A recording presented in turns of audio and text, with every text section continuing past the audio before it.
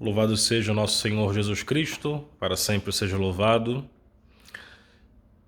Espero que vocês todos estejam bem nesse tempo de quarentena. Estamos aí, de todas as maneiras, tentando vivenciar esse momento, que não é fácil, mas com a graça de Deus, com muita fé, nós poderemos passar por esses momentos. Então, espero que vocês tenham experimentado essa situação da melhor maneira. Nós não temos a oportunidade de estarmos juntos fisicamente, mas temos os meios de comunicação, os meios sociais, digitais, para poder fazer com que essa nossa distância não seja muito grande e nós possamos então ser alimentados pela palavra de Deus e pela Eucaristia que celebramos através dos meios que nós temos de comunicação. Pediram que falasse um pouco para vocês sobre a Santa Missa. Como todos sabem, nós temos duas grandes mesas na hora da celebração eucarística, que é a mesa da palavra e a mesa da Eucaristia. A missa ela está dividida em duas partes: liturgia da palavra, liturgia eucarística. A liturgia da palavra ela é antecedida pelos ritos iniciais, canto de entrada, saudação do presidente da celebração, ato penitencial, em que nós pedimos a Deus ali perdão pelas nossas faltas, pelos nossos erros, louvamos a Deus com o canto do glória e terminamos esse momento dos ritos iniciais com o oremos, que também é chamado de oração coleta. Naquele momento que o padre diz oremos, e aí faz-se aquele pequeno silêncio para que a gente, no silêncio do coração, apresente a Deus ali a nossa intenção, os motivos pelos quais nós rezamos naquela missa, colocamos naquele momento ali. Por isso é chamada oração coleta, oração que o sacerdote recolhe todas as intenções para ofertar a Deus através daquela oração. Todo domingo essa oração é uma oração diferente, ela vai de acordo com a liturgia de cada domingo, mas em suma ela tem uma estrutura, né? Sempre uma oração direcionada ao Pai, pelo Filho, no Espírito Santo. Por isso que sempre termina com essa invocação, né? Por nosso Senhor Jesus Cristo, vosso Filho, na unidade do Espírito Santo. O agente da oração é Deus, Pai, né? Por Jesus Cristo no Espírito Santo. Então, com o oremos dos ritos iniciais, nós então encerramos esse momento para adentrarmos no mistério da liturgia da palavra. Sempre na primeira leitura ouvimos um texto do Antigo Testamento. No Salmo responsorial nós temos a oportunidade de responder a essa palavra com o canto do Salmo. E a segunda leitura, tirada da carta de São Paulo ou de um outro apóstolo, a segunda leitura sempre vem do Novo Testamento, né? Em algumas ocasiões, a primeira leitura ela pode ser tirada do Novo Testamento, como nós estamos percebendo agora no tempo da Páscoa. Estamos ouvindo sempre a leitura dos Atos dos Apóstolos, ou seja, a igreja nascente, a igreja que estava ali começando. Então, no tempo da Páscoa, a igreja vai lembrar isso, né, através do relato dos Atos dos Apóstolos. Então, nós estamos ouvindo, né, nesse tempo da Páscoa, de modo especial, esse relato da primeira leitura tirado do Novo Testamento. Mas, via de regra, durante todo o ano, nós ouvimos na primeira leitura um relato bíblico do Antigo Testamento, seja do livro dos profetas, seja do livro de outros livros correspondentes ao Antigo Testamento. E no Evangelho, né, nós encontramos ali os relatos dos 4 evangelistas. A igreja tem uma estrutura litúrgica dividida por anos, ano A, ano B, ano C. Então nós estamos vivendo o ano A, que é o ano do evangelista São Mateus. Ano A, São Mateus. Ano B, São Marcos. Ano C, São Lucas. Padre Rafael e São João. São João é o evangelista que nós utilizamos nos domingos mais solenes do ano, né? Mas durante todo o ano, esse ano A, ano B, ano C, estão divididos entre os 3 evangelistas, que nós chamamos de evangelistas sinóticos. A palavra sinótico significa semelhante. Esses 3 evangelistas quase que narram as mesmas cenas, as mesmas situações da vida de Jesus. Mateus, Marcos e Lucas. Então nós estamos no ano A, ano dedicado a São Mateus. Então nos evangelhos do domingo, durante esse ano 2020, nós estamos acompanhando o evangelista São Mateus. Então nós ouvimos na celebração eucarística a oração, o relato do evangelho. A assembleia sempre está de pé, né? O ato de estar de pé é sempre um ato de respeito, de honra, né? De estar atento. Então, quando nós nos colocamos de pé, sempre tem essa grande função, né? Respeito, devoção, atenção àquilo que vai ser proclamado. Então, o Evangelho, na liturgia da palavra, é a leitura mais importante de toda a liturgia da palavra. Com isso, não significa que a primeira leitura, o salmo ou a segunda leitura não tem valor. Não, claro que não. Dizer que uma coisa é mais importante do que a outra não significa dizer que as outras são menos importantes. Não. O Evangelho tem essa característica de ser a parte mais importante da liturgia da palavra, porque é o próprio Cristo a nos falar. É o próprio Cristo que fala através da boca do sacerdote ou da boca do diácono que proclama aquele santo evangelho, né? Por isso nós traçamos sobre nosso corpo, né, o sinal da cruz, né, 3 vezes, na mente, na testa, né, na boca e no coração, com esse intuito, né, de que aquela palavra que será proclamada, será dita à assembleia litúrgica, ela penetre na nossa cabeça, na nossa mente, ela esteja em nossos lábios para que possamos proclamá-la também, não só ouvi-la, mas proclamá-la e guardar no coração. São esses 3 movimentos do Evangelho, né? Evangelho que precisa ser entendido, proclamado e guardado no coração. E guardar no coração como Nossa Senhora, né? Meditando cada palavra em nosso coração.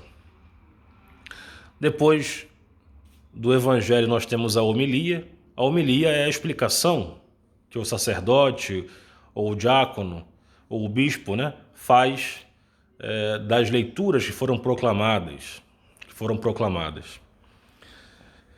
Não cabe a nenhum leigo fazer a homilia. A homilia, ela é designada ao sacerdote ou ao diácono. Quando eu falo sacerdote, eu penso no bispo e no padre. E diácono também, ele é um ministro ordenado, não é sacerdote, né? Mas ele é ordenado para aquele serviço, para o serviço da palavra e o serviço da pregação do evangelho. Então nenhum leigo tem esse direito de poder fazer a homilia. Quando um leigo realiza a celebração da palavra, ele faz ali uma meditação das leituras, aquilo não é homilia, aquilo é uma partilha da palavra de Deus. Homilia só pode ser feita pelo sacerdote, né, e pelo diácono. Então, o sacerdote ou o diácono que faz a homilia, ele pode se deter ali sobre os textos litúrgicos, né, daquele dia, daquele domingo, primeira leitura, salmo, segunda leitura ou evangelho, né? Geralmente, eu como padre, eu sempre dou mais ênfase ao evangelho, porque, como eu falava, é o mais importante de toda a liturgia da palavra, né? Mas tem padre, tem diácono que tem essa facilidade de poder fazer uma síntese sobre todas as leituras e explicar sobre todas as leituras, né? Depois da homilia, nós temos a profissão de fé, em que todo domingo nós realizamos. Depois de ouvirmos a palavra, nós professamos a fé em Deus, né? Que cremos em Deus, cremos em seu Filho Jesus Cristo, cremos na igreja, cremos na ressurreição, cremos em tudo aquilo que a igreja crê e professa, né? Após o credo, nós temos a oração dos fiéis, né? As preces que nós realizamos, sempre ali pedindo pela igreja, pelas necessidades do mundo, pelas pessoas que necessitam de nossas orações, por nossa comunidade. Nós colocamos sempre no altar do Senhor essas preces que o povo realiza diante do Senhor ali na Santa Missa. E essa liturgia da palavra termina com a oração final que o padre faz após as preces. Com essa oração que conclui as preces, termina-se a liturgia da palavra, né? A liturgia da palavra. E aí a gente passa para a segunda parte da Santa Missa, que é a liturgia eucarística, né? Com o ofertório. No ofertório, os fiéis oferecem a Deus a matéria do sacrifício. Para que exista sacramento, é necessário ter a matéria. O que é a matéria? Aquilo que vai ser oferecido. No caso, na missa, o pão e o vinho. O pão e o vinho é oferecido na missa para ser, na hora da consagração, transubstanciado no corpo e no sangue de Jesus, né? Na hora do ofertório, os fiéis levam não só o seu dinheiro, a sua contribuição material, mas o principal, o pão e o vinho, ao sacerdote, para que o sacerdote ofereça a Deus aquela matéria daquele sacrifício que será oferecido, né? Então, nós temos o canto das ofertas, que fala um pouco sobre essa realidade da oferta, da entrega, né? Depois nós temos, ao final do canto das ofertas, nós temos ali um momento em que o padre convida o povo a rezar, a oferecer a Deus a sua vida, dizendo: orai, irmãos, para que o nosso sacrifício seja aceito por Deus Pai Todo-Poderoso. Temos a oração das ofertas, que vai de acordo com cada liturgia do dia, né? E nós temos o prefácio. O prefácio, como já o próprio nome diz, né? Ele dá início a uma outra situação, que é a oração eucarística, né? Nós temos na nossa igreja muitas orações eucarísticas, né? Muitas orações eucarísticas. Então, se formos verificar ali no Missal Romano, nós temos 5 orações eucarísticas no Brasil, né? E mais 5 no final do Missal, no caso são 10 ou 11, se eu não me engano, 10 ou 11 orações eucarísticas que o sacerdote pode usar na celebração da Santa Missa. Aqui no Rio de Janeiro nós temos a oportunidade de ter o folheto da missa, mas tem alguns lugares que não tem essa oportunidade de ter o folheto.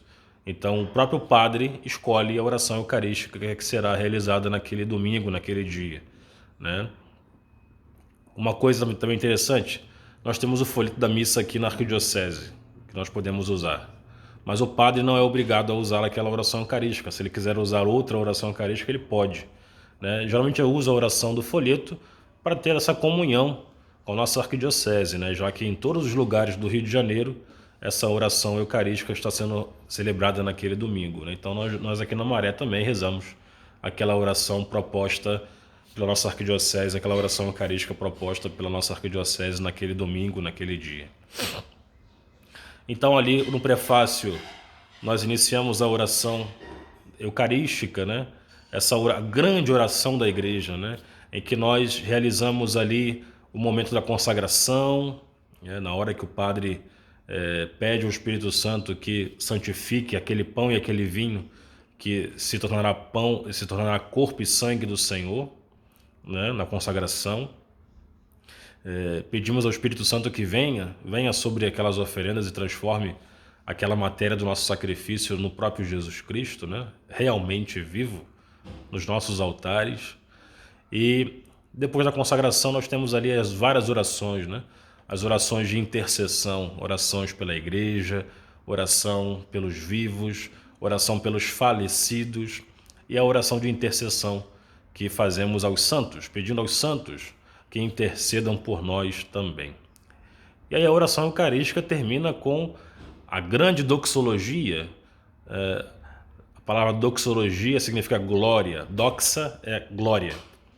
Quando o padre diz por Cristo, com Cristo, em Cristo, a vós, Deus Pai Todo-Poderoso, na unidade do Espírito Santo, da honra, toda a glória, agora e para sempre. Amém. Essa é a doxologia final da oração eucarística, em que o padre oferece ao Pai não agora o pão e o vinho, mas oferece ao Pai o próprio Cristo que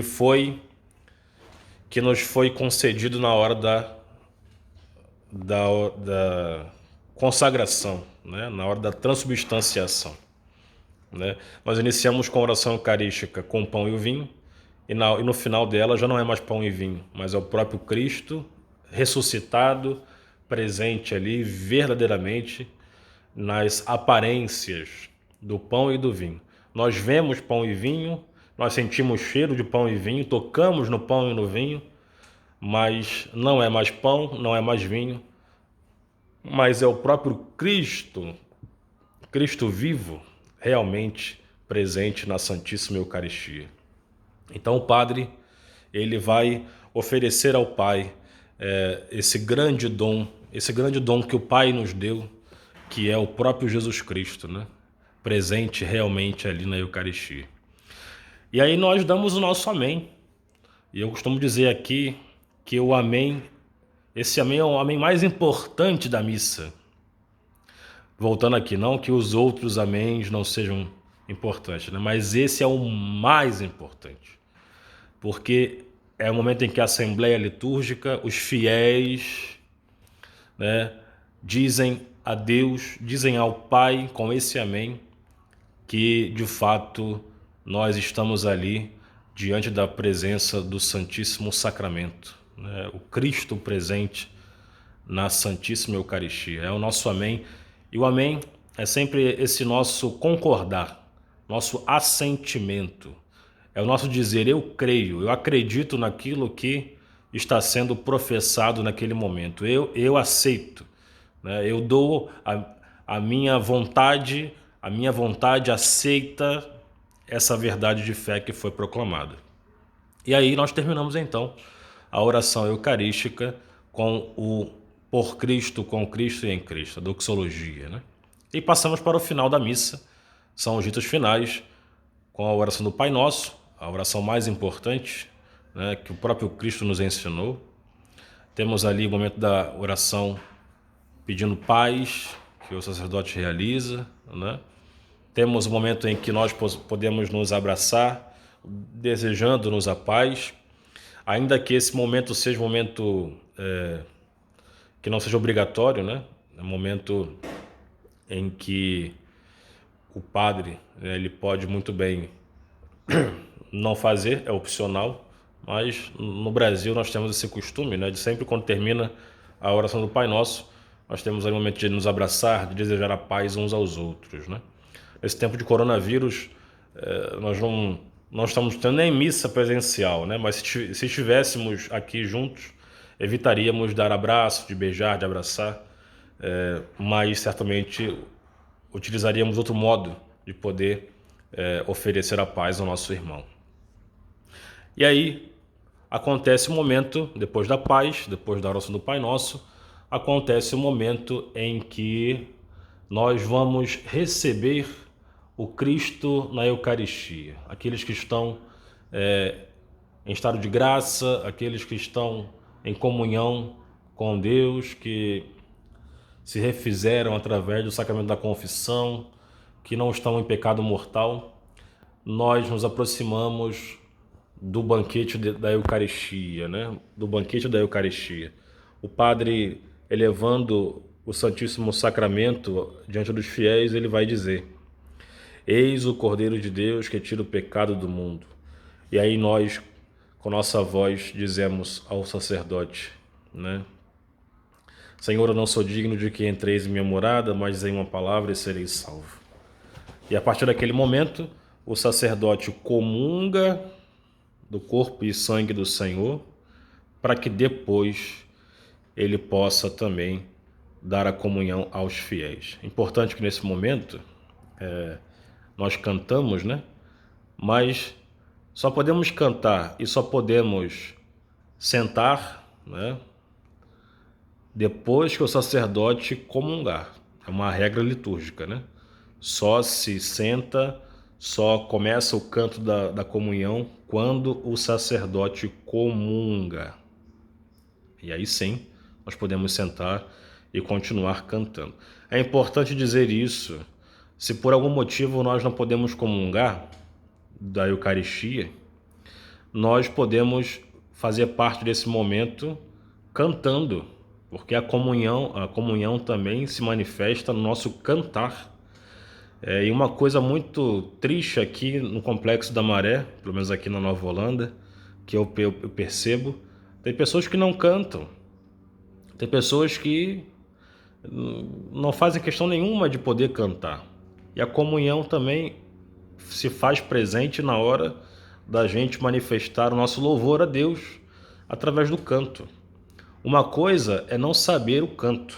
Ninguém é obrigado a saber aquilo que não conhece. Mas quando a gente conhece e não quer cantar, por preguiça ou por outro motivo, é algo a se questionar, a se perguntar por quê. Na hora da comunhão também se expressa o nosso cantar. A nossa comunhão também se expressa nesse louvar a Deus através deste grande sacramento da Eucaristia que alimenta a nossa vida e nos dá força para continuar o caminho. Após a comunhão, nós temos ali a oração final. Nós temos a oração final da comunhão. Oremos depois da comunhão. Depois temos também, em alguns locais, os avisos, né, da comunidade, que podem ser dados, né, pelo sacerdote ou por outra pessoa. E, o final, nós temos a bênção final, que encerra a cerimônia litúrgica, pedindo a Deus que seja abençoado o povo de Deus, que seja uma semana na graça e na paz do Senhor, que todos que ali recebem aquela bênção possam portá-la também durante toda a semana que se inicia com o domingo, né? O primeiro dia da semana é o domingo e nós somos abençoados ao final da missa para levar essa bênção também durante toda a semana. E o padre termina dizendo: ide em paz, o Senhor vos acompanha. Que essa, de fato, essa Eucaristia celebrada, esse momento tão importante da nossa fé celebrado, possa perdurar durante toda a semana, né? Importante a nossa participação na missa, né? Todo domingo. Quando nós temos a oportunidade de ir à missa e faltamos, é uma pena muito grande, né? Ainda mais vocês que estão se preparando para receber a Crisma, né? É uma pergunta que eu faço, né? Como eu quero receber um sacramento se eu não conheço e não participo de nada da minha fé? Como que eu quero receber um sacramento em que eu não faço questão nenhuma de estar presente ali todo domingo participando daquela comunhão? É uma coisa meio esquisita, né? Eu repito a vocês, o sacramento da Crisma não é um diploma em que vocês, terminou o curso, acabou, então agora não tem obrigação nenhuma. Vocês vão ser crismados e vão continuar sendo cristãos. Aliás, a Crisma é a confirmação da fé, é o sacramento da maturidade, é vocês dizendo a Deus: eu fui batizado nessa fé quando criança, eu fui batizado nessa fé e quero continuar sendo fiel a ela. Isso é ser crismado. né? Então, quando alguém falta à missa, quando alguém por motivo bobo falta à missa, eu me questiono, para que você quer ser crismado, né? Se não participa da oração mais importante da igreja, que é a missa, se não participa do momento mais importante da nossa fé, que é a Eucaristia, como é que quer ser crismado, né? É óbvio que hoje em dia nós não podemos estar fisicamente por causa dessa pandemia, mas nós temos aí os meios de comunicação, as televisões, as mídias sociais que transmitem as missas. Não é por falta de missa que nós deixaremos de participar, né? Em todos os lugares do mundo estão sendo celebradas as missas, né? Aqui na paróquia, em outros lugares também. Participar desse modo que nós temos, né? Mas nunca deixar de participar da Eucaristia. A Eucaristia, como vai dizer o Papa João Paulo II, ela faz a igreja, ou seja, sem a Eucaristia a igreja não é nada. A igreja não é nada. Então, é importante a nossa vivência na fé através do sacramento da Eucaristia, participando da Santa Missa, participando dessa ação de graças que é a nossa Santa Eucaristia. Então, desejo a você uma boa semana, viva bem a sua fé, mesmo em tempo de pandemia, viva bem a sua espiritualidade, mesmo em tempos difíceis que estamos vivendo, distantes uns dos outros. Cuidemos daqueles que mais necessitam, nossos idosos, as pessoas mais suscetíveis a esse vírus, e façamos a nossa parte que nunca pode ser esquecida de ser feita. Tá certo? O Senhor esteja convosco, Ele está no meio de nós. Abençoe-vos Deus Todo-Poderoso, Pai e Filho e Espírito Santo. Amém. Rendei graças ao Senhor, porque o seu amor é sem fim. Uma boa semana a todos. Deus abençoe.